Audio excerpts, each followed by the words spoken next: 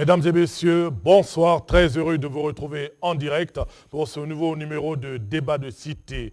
Elle aura été véritablement un feuilleton avec ses hauts et ses bas, un feuilleton avec ses intrigues et ses coups de sang. Il s'agit bien sûr de la mise en place de la Commission électorale nationale indépendante, la CENI, puisque depuis plusieurs jours, à travers les médias et à travers les discussions, on suit un peu ce qui se passe sur le terrain avec le blocage à constater. Et aujourd'hui, nous avons décidé d'ouvrir le débat pour voir un peu est-ce que ce blocage, qui est certainement dû à la clé de répartition des 10 places entre la majorité et l'opposition. Alors, quelle est cette clé de répartition? Comment les choses doivent-elles se passer? Et aujourd'hui, certains parlent de répartition équitable, d'autres parlent de répartition égalitaire. De quoi s'agit-il concrètement? Ce retard peut-il avoir des incidents sur le processus électoral?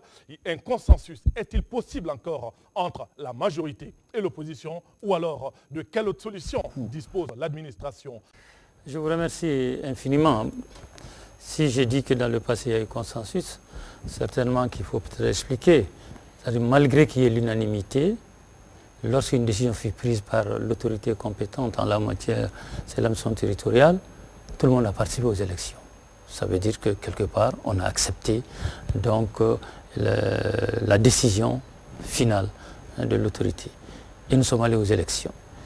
Et je pense qu'on est dans le débat maintenant et je vais essayer d'aborder le sujet maintenant sous ses aspects techniques. Parce que nous sommes interpellés et la majorité qui ne souhaitait pas vraiment en rajouter s'est senti le devoir aujourd'hui de venir pour quand même donner son explication pour que les citoyens nous comprennent et découvrent la vérité. Parce que quand on dit un neuf comme ça heurte toute sensibilité, toute personne qui a le sens de la justice. Vous avez aussitôt l'impression qu'il y a une majorité qui abuse de sa majorité pour écraser le plus faible. Et honnêtement, cela est insupportable pour un démocrate, pour quelqu'un qui a le sens de la justice. Alors, j'ai essayé de comprendre le problème, je l'ai vu sous plusieurs facettes.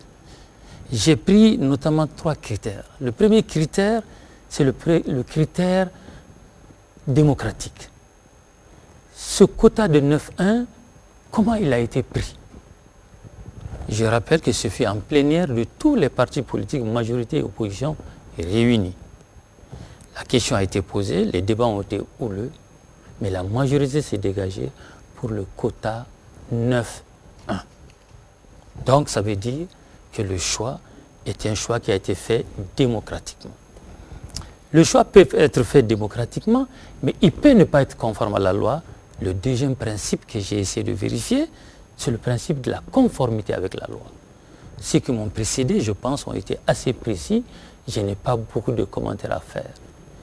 La première loi, celle du 4 janvier 1997, n'a même pas eu besoin d'utiliser le mot égalité ou équité parce que les choses étaient claires.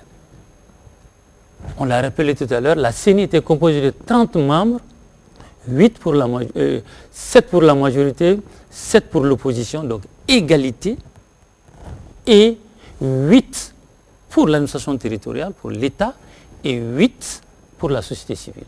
C'était ça, la CENI originelle, la loi de 1997. Nous sommes allés aux élections de 2002. Qui ont amené un bouleversement total du contexte politique malien. Nous avons un président qui a été élu qui n'était pas d'un parti politique, qui a fait une offre politique en disant « Je vais gérer avec tous les partis politiques maliens, pourvu qu'ils le veuillent, et je serai d'égal partage. » Massivement, les partis politiques ont répondu. À l'époque, un seul a dit je choisis l'opposition, c'était le Bara. C'est ce qui est sorti des élections de 2002. Et nous sommes allés aux élections municipales de 2004. Une question s'est posée.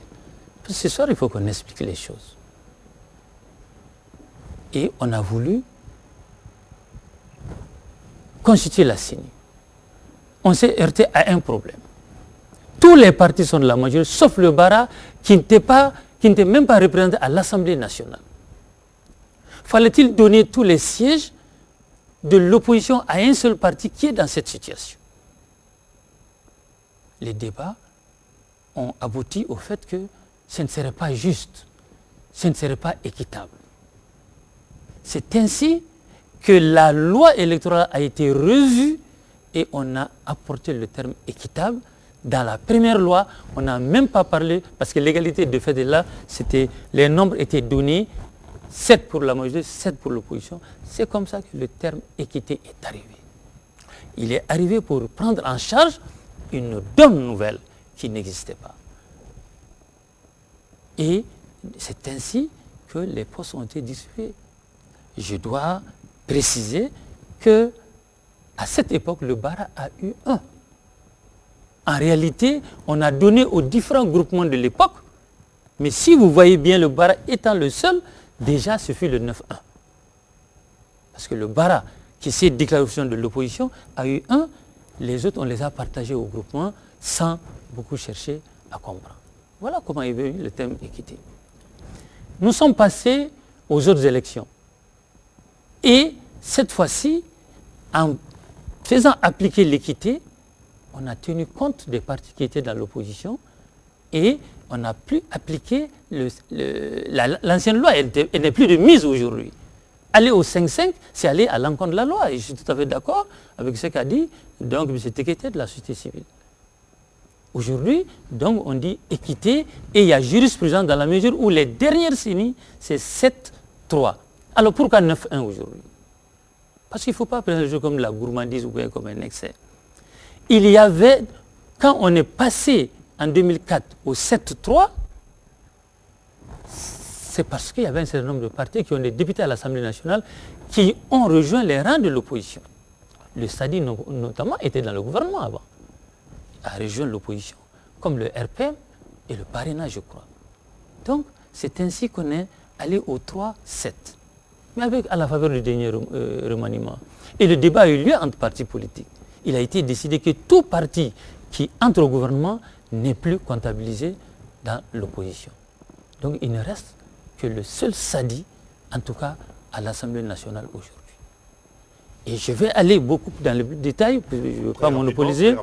Et c'est ainsi, puisque ceux-ci, ils étaient 3 à être à l'Assemblée nationale, ils avaient 3, 2 sont revenus au gouvernement, notamment le RPM et le parrainage, il reste le seul SADI. On dit l'équité doit s'appliquer et on doit revenir au 1-9 pour donner le 1 au SADI, notamment en tout cas à l'opposition. Et je dois dire qu'il faut dire qu'il n'y a pas une opposition dans ce cas d'espèce, puisque nous avons, l'administration territoriale pourra nous le dire, de 2 ou 3 listes de l'opposition et certaines listes ne comportent qu'un candidat, donc l'opposition est divisée sur cette affaire-là. Donc quand on parle d'opposition, tenons compte de cet aspect, l'opposition elle-même ne parle pas du même voix.